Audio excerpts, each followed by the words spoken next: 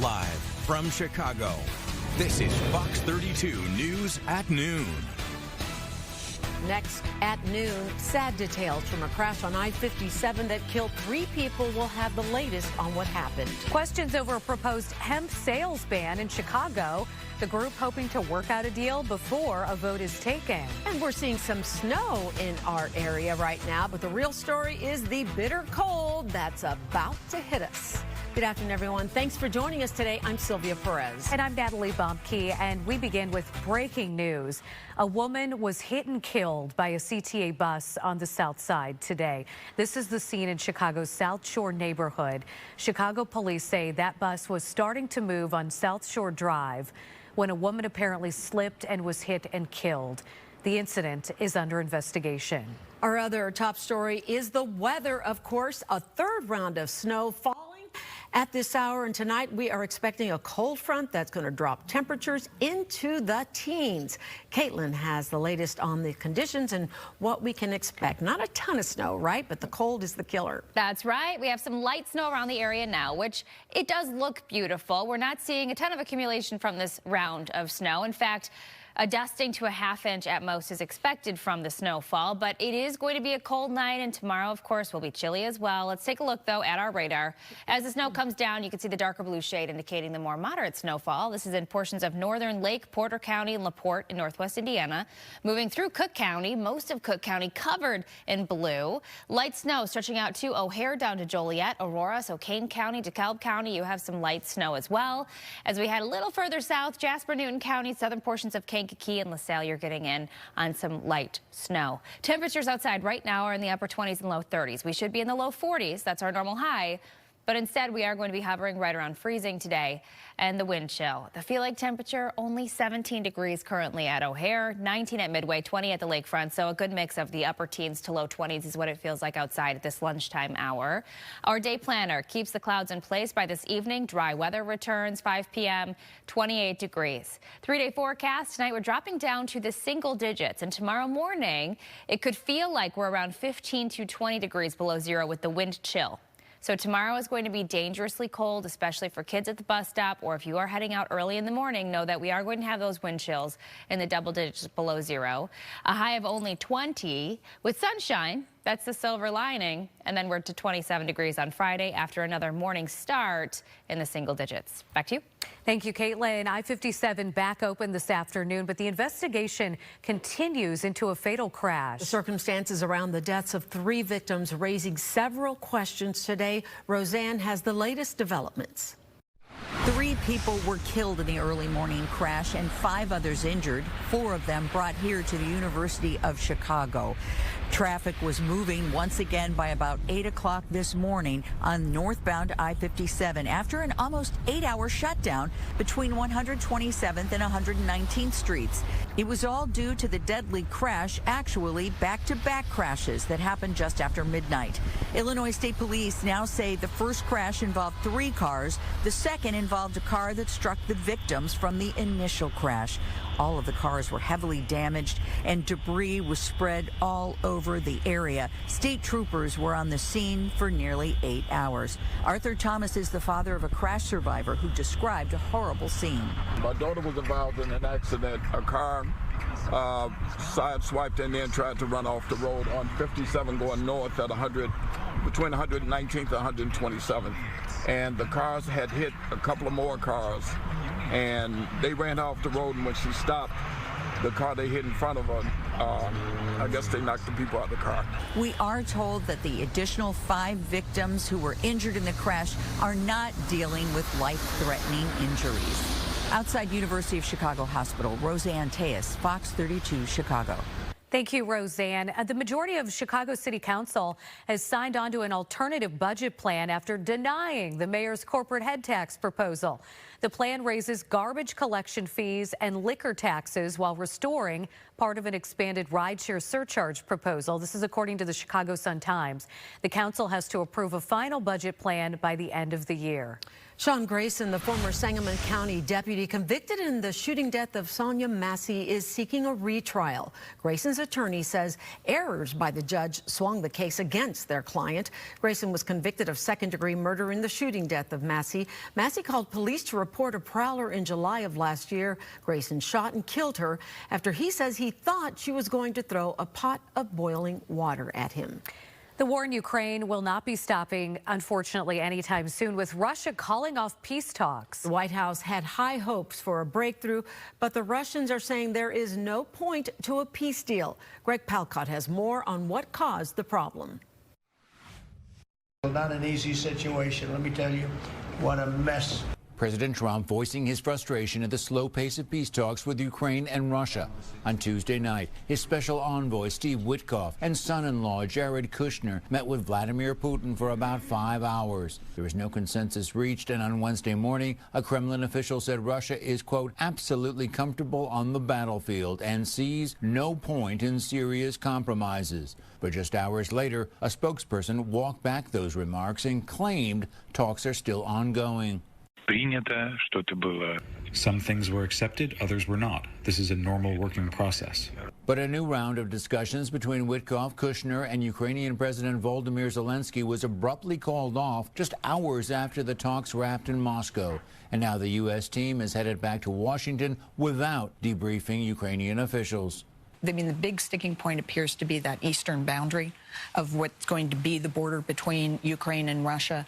That's always going to be the hardest thing for the Ukrainians to figure out what they can give up. Meanwhile, as the fighting escalates in eastern Ukraine, the Russians are making slow but steady progress, prompting a plea to Western allies for more military support as the diplomatic process plays out.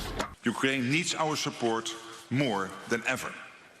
We all want the bloodshed to stop, and I strongly welcome President Trump's continued efforts to end this war. Secretary of State Marco Rubio said he's cautiously optimistic despite the lack of concrete progress so far. In London, Greg Palcott, Fox News. Families of victims in the deadly UPS plane crash in Louisville, Kentucky will file wrongful death lawsuits today. 14 people were killed in the November 4th crash. The flight was taking off from Louisville and heading for Honolulu. The NTSB says the plane had cracks in its engine mount, the bracket that's meant to hold the left engine in place. The Trump administration is pausing immigration applications from 19 countries over national security and public safety concerns. All 19 countries were already facing a partial travel ban. This list includes Somalia, Afghanistan, Myanmar, Haiti, and Libya. The memo cites several crimes suspected to be committed by immigrants, including those recent attacks on 2 National Guard members in Washington, D.C. President Trump is taking aim at Somali immigrants in the United States, especially in Minnesota. These aren't people that work. These aren't people that say, let's go, come on, let's make this place great. We don't want them in our country.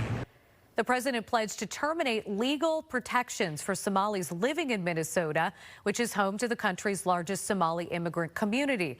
Reports have suggested that Minnesota could be next on the White House's list to send federal agents for increased immigration enforcement.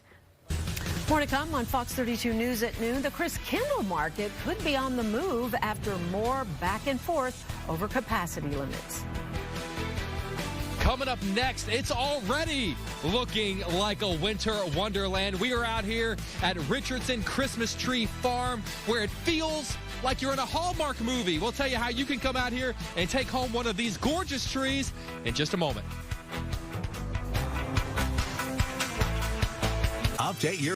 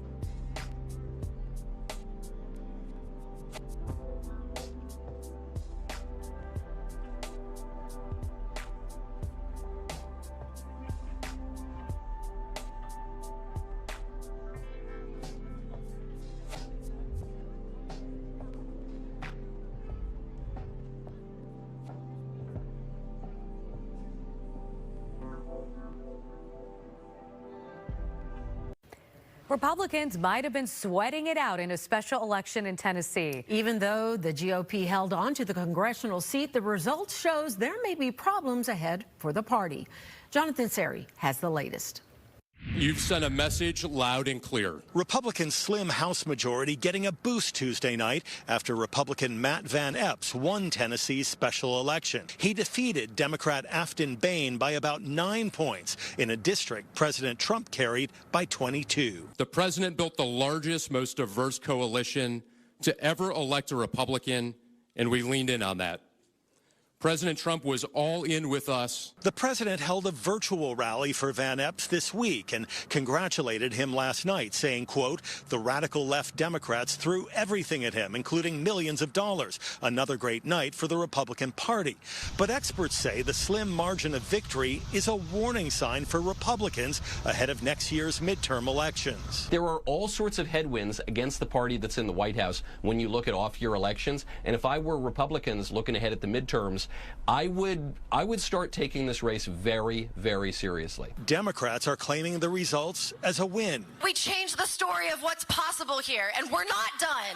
Not by a long shot. And Senator Ted Cruz urged Republican voters not to become complacent. We could have lost this district because the people who showed up, many of them are the ones that are motivated by how much they dislike President Trump. Republicans will now have a 7-person lead in the House until Congresswoman Marjorie Taylor Greene resigns early next year.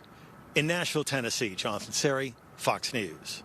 A doctor who pleaded guilty to selling ketamine to actor Matthew Perry will be sentenced today. Perry died of an overdose weeks later. Prosecutors are asking the judge to sentence Dr. Salvador Plasencia to 3 years in prison.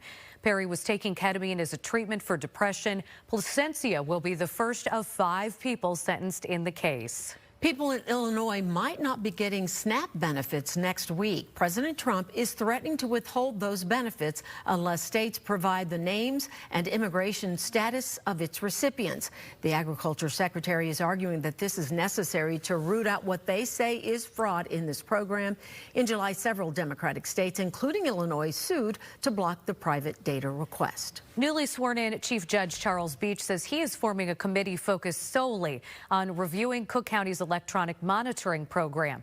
This comes after a man who was on electronic monitoring allegedly set a woman on fire on a CTA train. Preliminary results are expected at the end of January. Mayor Johnson is now proposing moving the Christkindl market to help with crowd control. Tuesday's announcement comes as the city and organizers are trying to find a solution on newly ordered capacity limits. We have reported entrance numbers were initially capped at about 1,500 people. The city has since increased that number to around 2,500. Well, it's almost like your own Christmas adventure, and all to find the perfect tree. Jake went out to the Richardson Christmas Tree Farm in Spring Grove to get shopping on the holidays. That's right, guys. Take a look around me. This is as close to a winter wonderland as I think you're going to find. It looks like I'm in a Hallmark movie or something, but we're not in a Hallmark movie. We are at Richardson's Christmas Tree Farm. We're with the man who, it doesn't matter what the season is, he's always making magic happen. We're with George Richardson. George, this place is incredible. Tell people where we are right now. Well, this is Spring Grove, Illinois, Richardson Farm. So richardsonfarm.com's got the website, the location, all that information on it.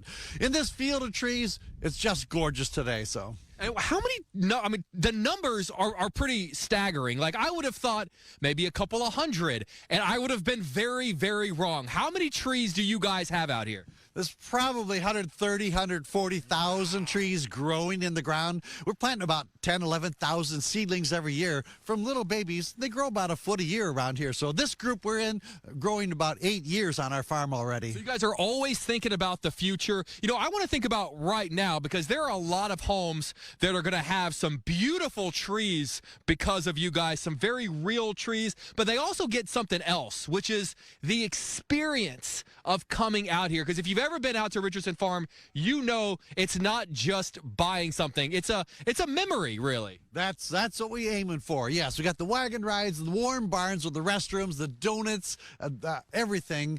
We just wanted folks to feel really good when they come out and get a tree and have a great time. And they're also going to go home with a real tree, and that's saying something. I mean, these things are recyclable. They're good for the environment. There are a lot of benefits to a good, real Christmas tree. Yes, thank you. 100% recyclable, beautiful, growing all summer long when there's fields out here. We just love working in the fields, but there's nothing like seeing all the happy folks here right this time of year. Well, especially, I mean, I appreciate you turning on the snow machine for us. I have a feeling not just a lot of families are going to have your beautiful trees, but there are going to be a lot of Christmas cards sent out this year with your background behind us. Really quick, where can people find more information if they want to come out here for themselves? RichardsonFarm.com's got everything on there, and any tree, $95.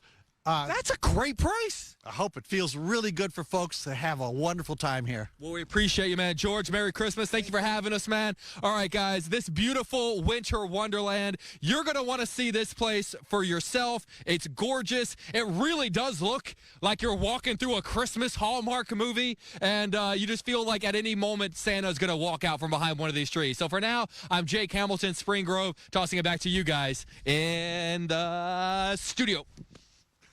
Sure, the photographer just loves it. Appreciate that. That's beautiful, though. It is, yes. It's so pretty. I don't know if Jake has found his way back yet. I have not seen him, so he's far, far away. He might be out there if you visit. Chicago's Committee on License and Consumer Protection will consider banning hemp sales in the city. Something that has drawn both fierce support and also criticism. Casey Cronus is live at City Hall with more on this story. Casey?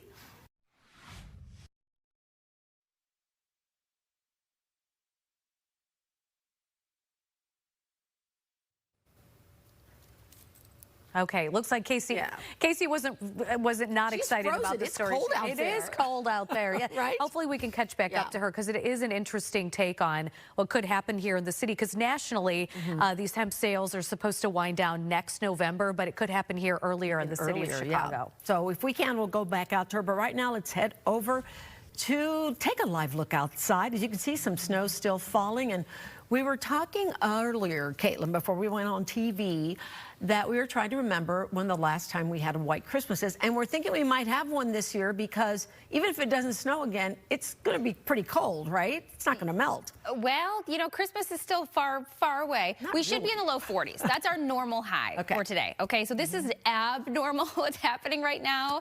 Temperatures being as cold as they are. Tomorrow, half of where we should be. Temperatures only reaching around 20 tomorrow as our high. And today, it is definitely looking like a winter wonderland as the snow is coming down. Take a look at that satellite and radar loop. Snow coming down from Cook County, stretching west, DeKalb County, Kane, Kendall County, covered in blue, and Lake County, too. You have a little bit of light snow, McHenry, really most of us. If I take a step back, you can see northwest Indiana, really northern portions of Lake and Porter and LaPorte, and then portions of Kankakee, LaSalle, Grundy. You have a little bit of light snow. Where you see this darker blue shade, that's where we have the more moderate snowfall coming down, and that does hug Lake Michigan and northwest Indiana and covers most of Cook County, stretching out into DuPage County too. Here's the good news. The snow is going to wind down by this evening, and we don't expect much for accumulation. You could see a dusting up to a ½ inch of snowfall today. Temperatures are mild compared to what's to come. What I mean by that is, yes, we are going to be about 10 degrees below normal, with highs pushing to the upper 20s and low 30s today. But tomorrow, that's when our highs for most will be in the teens, and for us, perhaps tagging 20. We do have that scattered snow out there today, though, and tomorrow will be beautiful with sunshine after sub-zero wind chills tomorrow morning, as well as on Friday morning, so tonight and tomorrow night. Temperatures outside right now, though, are in the upper 20s for most. 29 degrees at the lakefront, 27 degrees at O'Hare, 30 in Joliet, 30 in Gary, 27 in Kankakee. Here's your futurecast through the rest of the day. As mentioned, the snow is going to start to wind down this evening, and then tonight we really get cold fast. Temperatures into early tomorrow, 6 a.m., below zero for some. Remember, these are the actual temperatures, so about 5 degrees at O'Hare at 6 a.m. tomorrow morning. We'll take a look at the timeline of when things will start to warm up again and what your weekend is shaping up like ahead. Thank you, Caitlin. Hey, we've got some good news at the gas pump. Why now is the time to fill up. And a crackdown on ultra-processed foods. We'll have details about a lawsuit coming up next.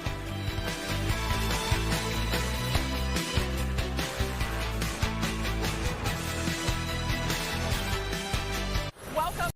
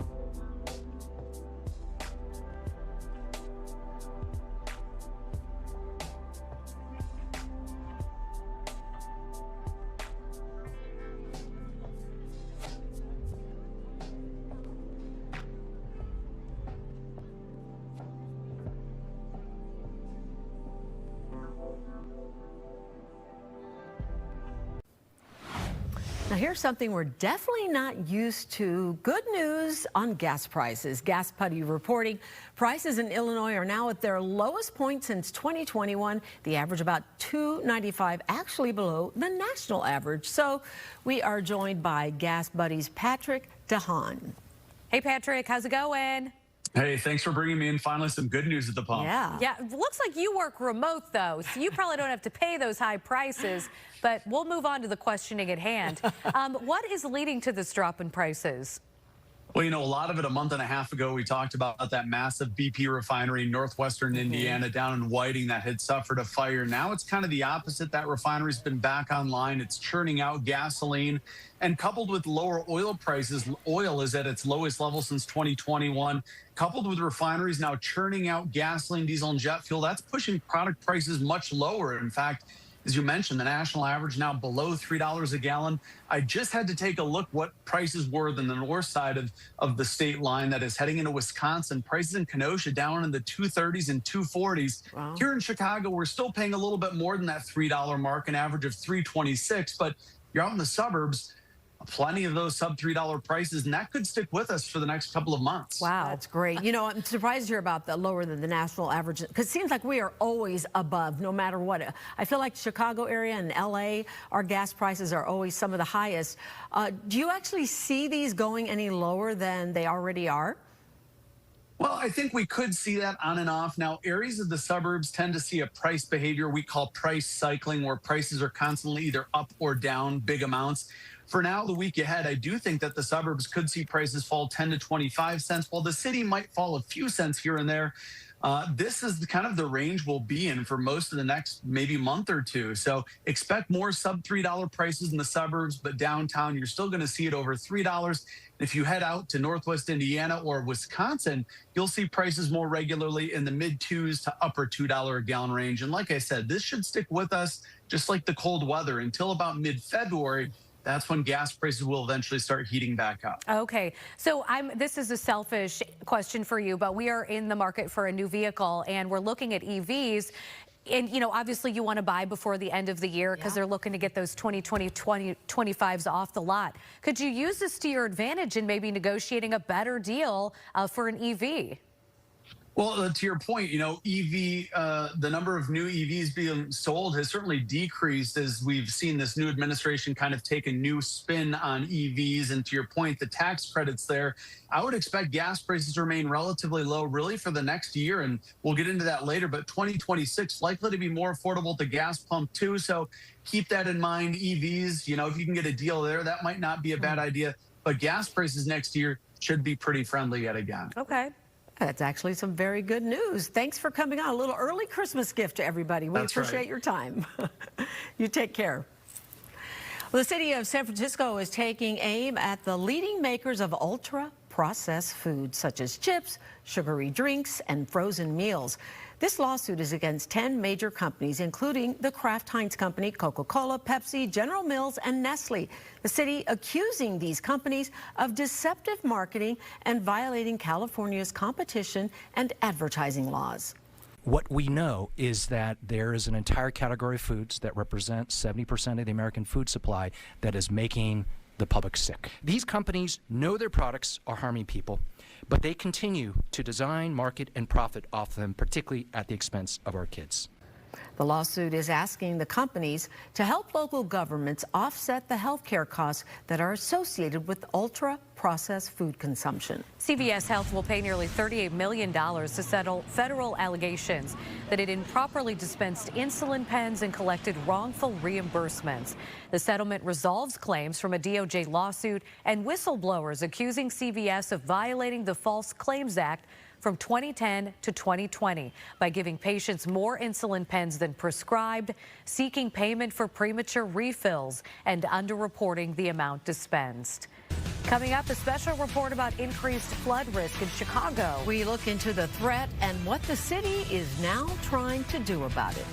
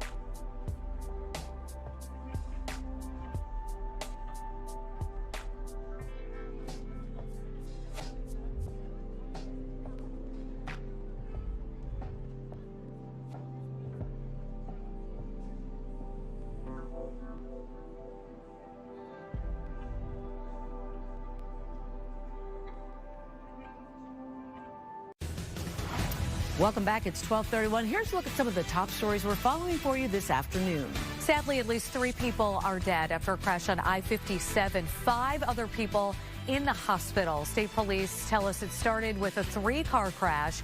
Then another driver hit 3 people who were outside of their vehicles after that first crash. The 5 people that were taken to the hospital are expected to be okay. Chicago City Council will be taking up an ordinance today that would ban the sale of THC-infused hemp products. This is for things such as edibles, drinks, and vapes. A federal ban on these products doesn't take effect, that is, until November of next year. Make sure you bundle up. An Arctic blast about to slam into Chicago. And Caitlin, I feel so bad for anyone who has to work outside, those delivery drivers. What a mess. Tonight, tomorrow night, that's when it is going to be brutally cold. And this is after the light snowfall that we have at this lunchtime hour. Over the next few hours, we're going to be seeing this light snow come down in Chicagoland. So let's take a closer look at where it's falling. Chicago points west and in northwest Indiana for the most part. I am seeing a little bit of blue popping up there in Jasper and Newton counties. I do expect in Kankakee you probably have that snow reaching the ground.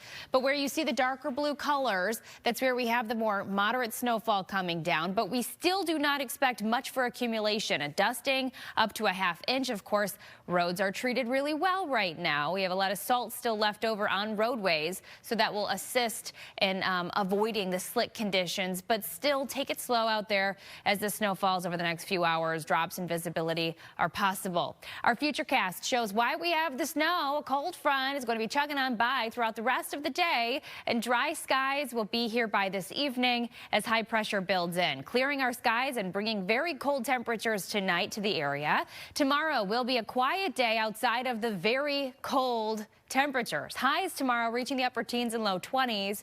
And then we work our way into Friday and Friday night when the chance for snow is back. So let's take a look at our futurecast snowfall map. As mentioned, we expect less than an inch of snowfall, up to about a possible half of an inch. As we round the lake, we're seeing some totals around 1 to 2 inches in portions of LaPorte and Berrien County. But it is definitely leading to a wintry look outside in Chicago right now. Temperatures are ranging in the 20s and low 30s. It's 29 degrees at the lakefront, 30 in Gary as well as in Joliet, 29 in Aurora, 28 in DeKalb. These temperatures feel like we could be in the teens. Right now, the wind chill is 19 at the lakefront, O'Hare and Midway, so dress for that. Now, let's take a look at our futurecast wind chill, because as we work our way into tonight, those purple shades, that's the really cold air. And I stopped the timeline here at midnight because we're already seeing wind chills below 0 at that time. Heading into early tomorrow morning, well, 7 a.m., and it feels like we could be around 5 to 15 degrees below 0. So kids at the bus stop tomorrow morning, make sure that they are dressed for this. If anything, maybe you could carpool and get those kids in to school, driving them, maybe sitting at the bus stop with them, because it is going to be so dangerously cold. During the day tomorrow, these feel like temperatures only reach into the single digits, and then we're back to below 0 for the wind chills by tomorrow night at 11 p.m. That's going to carry us into the beginning of your Friday. Now on Friday, temperatures are still going to be cold. It's going to feel like we could be in the teens even on Friday, but the temperatures are going to be headed in the right direction as highs actually push to the upper 20s. About 30 expected on Saturday. Chance for some snow back again Saturday night, Sunday, and Sunday night. Highs right around 31 degrees on Sunday. Early next week, temperatures hovering around 30 degrees Monday, Tuesday at about 35. So we do have a bit of a bumpy forecast ahead. As far as today, tonight, and tomorrow goes, today we have the chance for snow over the next few hours. And then tonight we really settle into the cold air, and tomorrow that continues as well. Back to you. All right, thanks for that, Caitlin. A massive recall could affect your next holiday meal. And big changes for Macy's this year. We'll have that and more just ahead.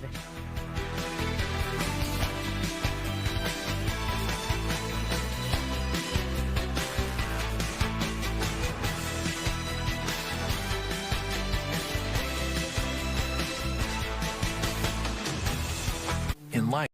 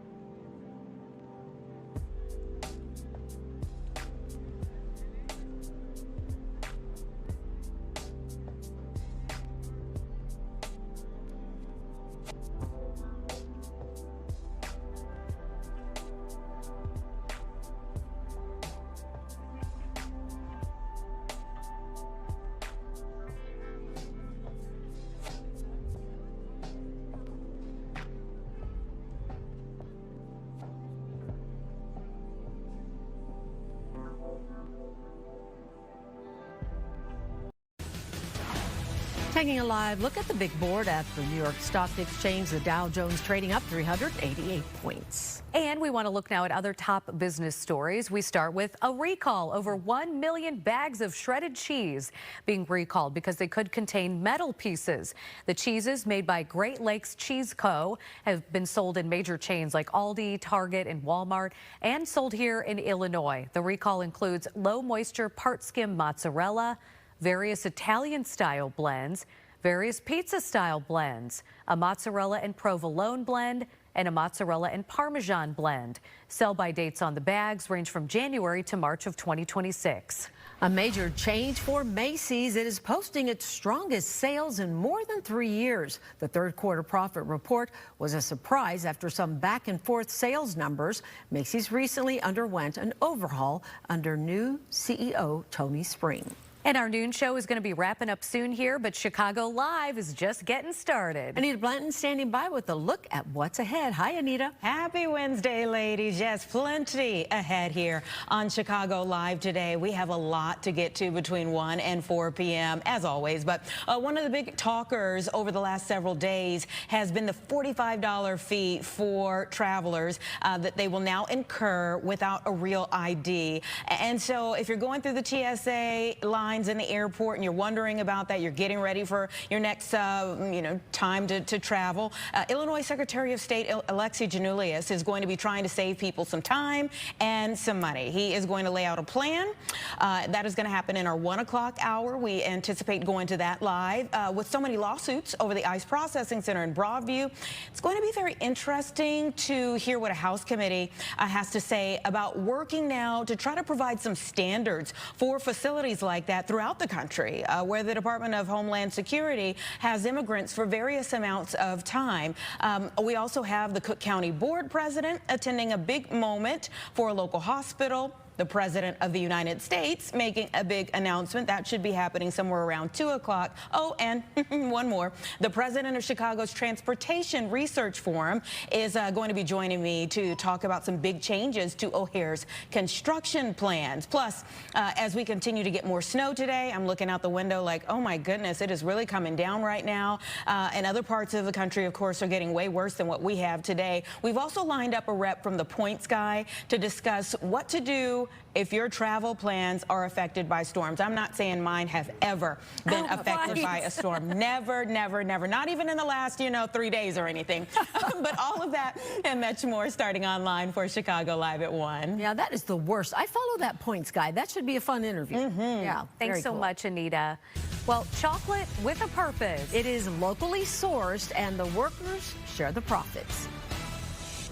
The sweet smell of chocolate is taking over the west side, plus the city, suburbs, and beyond. Coming up, we're talking about Chicago Chocolate Rebellion. We're telling you where you can get this bean to bar chocolate.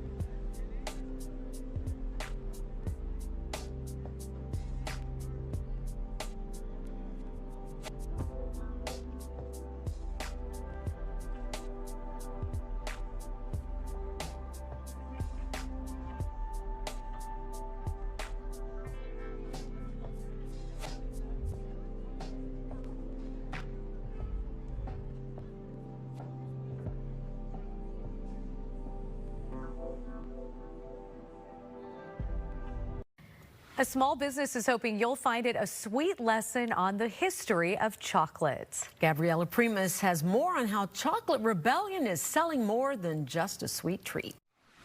Look, I've had enough chocolate off air. I'm just sticking with the hot chocolate on air. Chicago Chocolate Rebellion, taking over the west side, the city, suburbs. Like I said, it's going to be everywhere, and it's perfect for Christmas time. You know what? I'm going to bring in Valerie Stricken. Let's have you over here, Valerie, because you're an owner of this great chocolate operation. Tell me a little bit about Chocolate Rebellion. Chocolate Rebellion is a chocolate that we source from Côte d'Ivoire. It's a bean-to-bar process. We get the beans and we process them into the yummy treats you see here on the table. They're so good. Okay, Yes. we promised everyone. What is everyone going to see on the table here? Okay. So let's go through some of it. How about these hot cocoa bombs? Hot cocoa bombs. We have a dark chocolate, which is 70% cocoa. We have a milk chocolate, which is 45% cocoa. Inside the bombs is a house blend with grated semi-sweet chocolate from Ghana. I'm going to skip over here to what these are. These are the tasting beans. They offer you a sampling of all our chocolate. We have the white chocolate, the dark chocolate, and the milk chocolate. Say less. Yes. I love it. And the bars. Those seem like the star of the show almost. Well, yeah, they are. They're one of the stars. This is the dark chocolate bar, the white chocolate bar, and the milk chocolate bar. Okay, you know what? Perfect stocking stuffer, right? I'm with Whitney, too. Whitney, you have some marshmallows, homemade marshmallows on tap. Let's talk about your work with LCDC and how it's impacting and how proud you are to see this Chocolate Rebellion come to life. That's a phenomenal question. We're just so enthusiastic about the work we're doing with Chocolate Rebellion because not only are we bringing sweet treats and joy to the neighborhood, we're doing it in a way that brings dignity and economic vitality to the community. So we're just so excited. This chocolate I'm drizzling on these lovely marshmallows in front of you is actually from the west coast of Africa, Côte d'Ivoire, which is the #1 chocolate producer in the world. So we're going from places on the west coast of Africa to the west side of Chicago. There you go. I mean, what a better selling point than that, right? Oh, all right. If people want this, you know, maybe for a holiday gift and beyond, where can they find you guys next? And then is there a website they can go to order? Absolutely. So you can find us at the Garfield Park Conservatory, December 20th. It's their Christmas festival, and we'll be there doing a pop-up with our lovely sweet treats for everyone. And our website is chicagochocolaterebellion.com, and our Instagram is Chicago Chocolate Rebellion. Please follow us on Instagram to see where we'll be popping up next. Okay, I cannot wait to get my paws on this. It is so good, guys. It smells great in here. Awesome production going on. We'll have more information on our website, fox32chicago.com. Fox 32.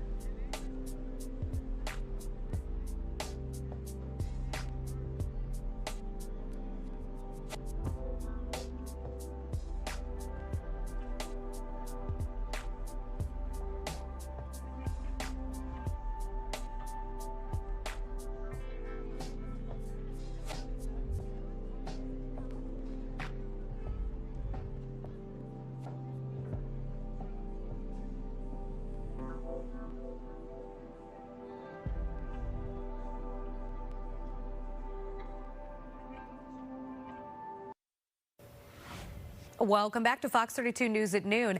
Floodwaters this past year are taking their toll on Chicago's sewers and pipes. So severe, the city and Cook County declared the affected neighborhoods disaster areas after seeing how much flooding they caused. In today's special report, Dane Placco takes a look at why those floods were so bad and what the city is now doing to prevent future flooding.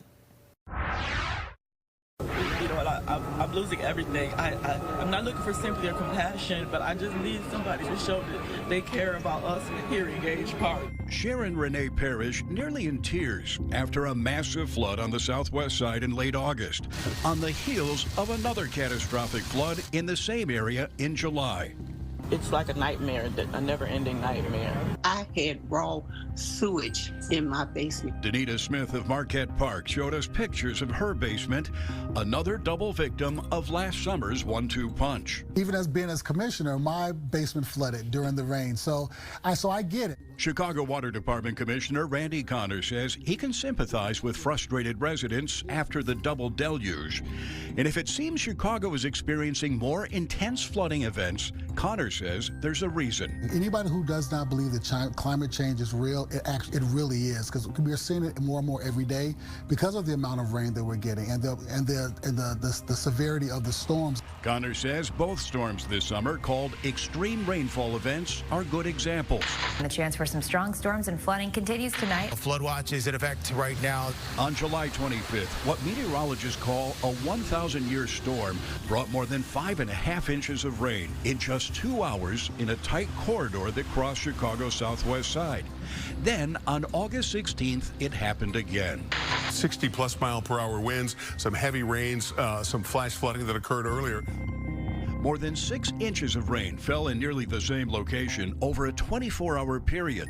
At one point, the rain falling at 4.5 inches an hour. Fox Chicago's Unit 32 obtained records through a Freedom of Information request showing the city received more than 2,000 reports of basement flooding from the July storm and nearly 7,000 calls to Chicago's 311 service to report basement flooding in August. After reviewing the damage, the city's Office of Emergency Management said the storms destroyed at least 143 homes and damaged about 6,000. It just overwhelms the system, and again, the system is designed to only hold so much water, and once the system gets to capacity, the water has to go somewhere. Connor says much of Chicago's sewer system, which handles both stormwater and sewer water, was built over a century ago and simply isn't equipped to handle these new intense storms. So knowing this is the new normal, what do you do?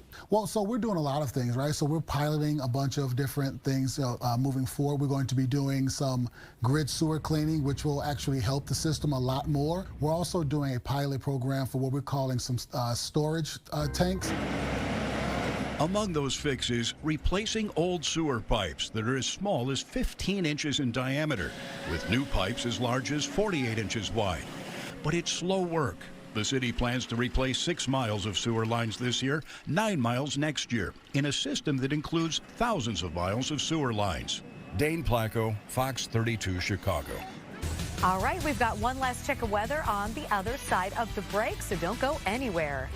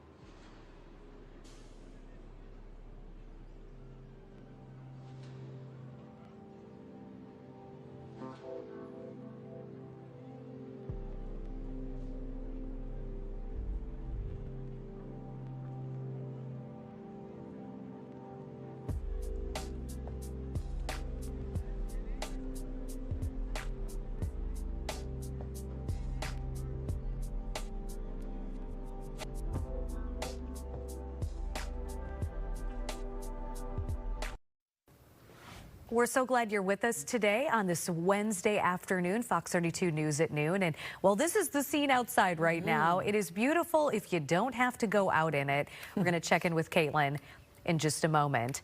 Spotify listeners getting a report card for all the music and podcasts they listened to this year. It is Spotify Wrapped Day. Gives users a personal look into their habits and allows the streaming giant to rank everything its listeners consumed. I have a feeling we're listening to this song for a reason.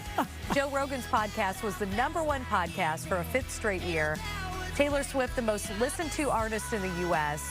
Bad Bunny topped the global charts. And no surprise, K-pop Demon Hunter is the 2nd most streamed album globally. And Sylvia, by the way, what was at the top of your list? So this song that they're playing, I joke, it came up on one of my favorites on Spotify, and it's not even Miley Cyrus, it's Hannah Montana.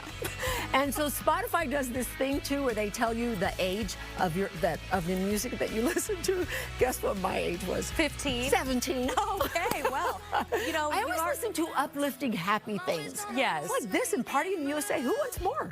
Well, you have it all, I guess, if you've got that. Well, my daughter was telling me that one of her friends, my young daughter, one of her friends' ages came up with 66. Oh, my goodness. So it's kind of a fun year-end thing. Yes. To see. Especially the age, I like that determination. Isn't that funny? I think my husband's we had a lot of laughs over this morning. I'll bet. So thank you for playing that for me, guys. I appreciate it. What do you think, Caitlin? Was my #1 artist. Okay. And then I listen to mostly podcasts. Yeah. On there. Yeah. I don't use Spotify much for music. Yeah, I use it for music and podcast. I'm a big Mel Robbins. She was my #1 podcast. Fun. Okay. Yeah. You know what? And I am like so out of the mix because I don't listen to podcasts and I don't have Spotify because I don't want to pay for it. Yeah. Oh, well, you don't have to pay for it all the time. I don't pay for it. Oh, is it free? No, I don't think it's free unless you buy a bundle, but it's not that expensive. Okay, I don't know. Do I pay for it and I don't even know I you do pay for it. You do pay for it. Unless if you're not paying for it, we've got some problems. We better move on. I didn't even realize. I thought I just opened it and there we go. Your husband has it taken care of. That's why. You might be right. All right, talking about the weather. Today we do have some light snow coming down. We have a thin area behind me. You can kind of see this strip here of dark blue. This is where we have visibilities dropping as the snow falls. So that includes portions of northwest Indiana. So along the lake here, Lake and Porter County, southern portions of Cook County, stretching down into the northern part of Will County near Joliet, and then down into Grundy County for Morris. We are going to hold on to this chance for snow through the next few hours. By this evening is when things dry out. Minimal accumulation, if any, expected. Temperature-wise, though, that's the main story. As we drop down to 5 tonight, it's going to feel like 15 to 20 degrees below zero tomorrow night as well. And then back to 27 degrees on Friday. So tomorrow, very cold, but quiet. And then this weekend, we're back to the low 30s. Heading into early next week, upper 20s on Monday. By the way, the chance for snow is back Saturday night, Sunday night. So we do have a very winter-esque week ahead. Back to you. Right. We're still talking about that. They're playing Hannah Montana. That's all for Fox 32 News at noon. The news continues on Chicago Live on Fox Local with Anita Blanton. Have a great day. Hope to see you back here at 4. It's the climb, people. It's the climb.